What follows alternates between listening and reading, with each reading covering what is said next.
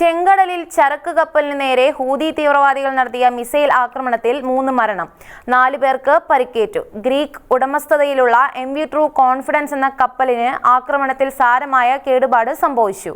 കപ്പലുകൾക്ക് നേരെ ഇറാന്റെ പിന്തുണയുള്ള ഹൂതി തീവ്രവാദികൾ നടത്തുന്ന മിസൈൽ ആക്രമണത്തിൽ ജീവഹാനി ആദ്യമായാണ്. പരിക്കേറ്റ 4 ജീവനക്കാരിൽ 3 പേരുടെ നില ഗുരുതരമാണ്. 2 ദിവസത്തിനിടെ ഹൂതികൾ നടത്തുന്ന സമാനമായ 5ാമത്തെ ആക്രമണമാണിത്. കഴിഞ്ഞ നവംബറിലാണ് ഹൂതികൾ ചെങ്കടലിൽ കപ്പലുകൾക്ക് നേരെ ആക്രമണം തുടങ്ങുന്നത്. ഇസ്രായേൽ ഹമാസ് കപ്പലുകൾക്ക് നേരെയാണ് ആക്രമണം നടത്തുന്നത് എന്നാണ് ഹൂതികൾ അവകാശപ്പെടുന്നത്.